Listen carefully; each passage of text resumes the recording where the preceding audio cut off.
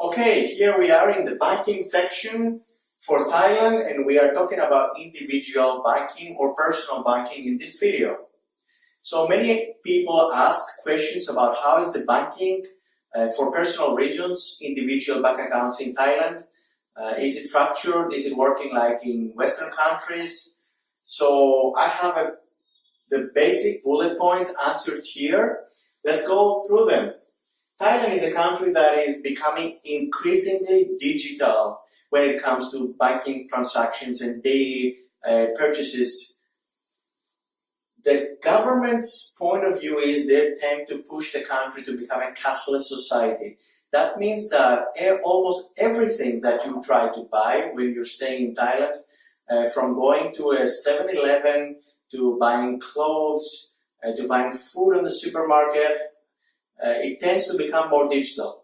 So you will see that every day less and less people are carrying cash around, and they're using their smartphones to do the applications. And for that, it helps a lot that the government has passed some regulations that allow you to pay, for example, to buy a pair of shoes or food in a local street food. You can even pay with a QR code. So there are some businesses, and even more increasingly day by day, that they will show you a QR code and you can scan with your bank application and pay directly the fee through your phone without even using cash. Almost everywhere they accept credit cards, almost everywhere they accept bank transactions through the apps. So it's pretty much very, very easy. Although another thing is that the government is very, very open with blockchain. It's regulated, which is very good. One of the I think the fastest countries that they regulated blockchain.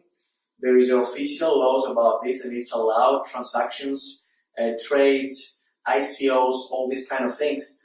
So, and a lot of the banks, they are already implementing blockchain technology for remittances and transferring money around domestically. So that's a very good step also. Now, the second thing is that you can find many national and international banks. Many people ask, can I find my bank, or are there like foreign institutions, banks in Thailand? So there are many. I guess there are about 30 or 35 different branches that I have personally seen driving around, like HSBC, Citibank, Deutsche Bank. There is a Bank of America. There are like tens of different Chinese banks. There are European banks. So pretty much you can find anything, and if it's not like somewhere approachable, you can search online and find the representative office in Bangkok. All of these things in Bangkok, which is the capital. Outside of Bangkok, then it will be kind of difficult to find international banks.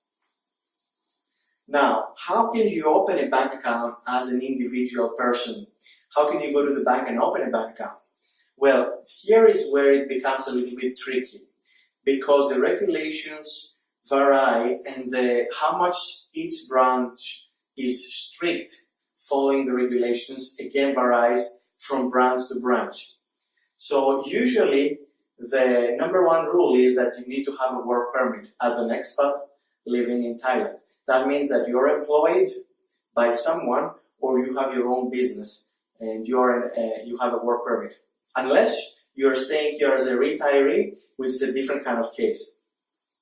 So if you're a business owner, or if you're employed, you will have a work permit. That means you can go to the bank and open the bank account the same day.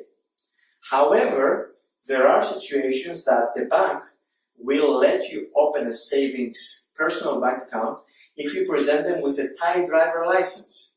That is a proof for them that you are staying in Thailand long term. Or if you can present them with a rental agreement that is long-term, like 1 year rental agreement for your apartment or your house that you're staying.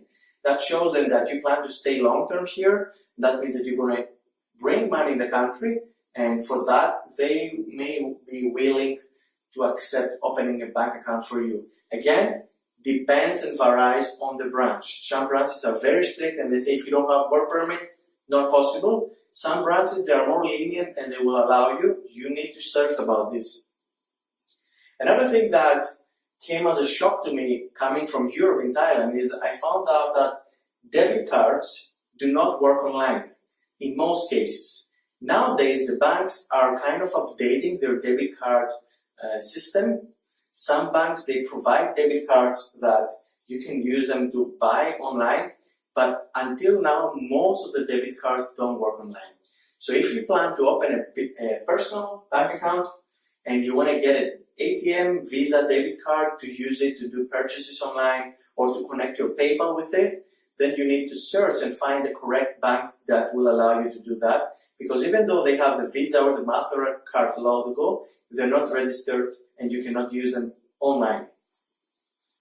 And finally, usually daily in Thailand, most people use applications for daily transactions. However, the system is a little bit fractured. And what this means is that there are many companies that they have the license to kind of provide banking services. So you will find a Line app, the chat app, which is similar to WhatsApp in Europe and United States. Line app, it can be used to pay. You can deposit money in your Line app and use it to pay around to shops that they accept payments. Or you can use, for example, True Wallet. True Move is something like Vodafone or AOL. It's a mobile carrier, an internet carrier. And they also have a mobile wallet that you can deposit money and use it to pay to stores that they accept this.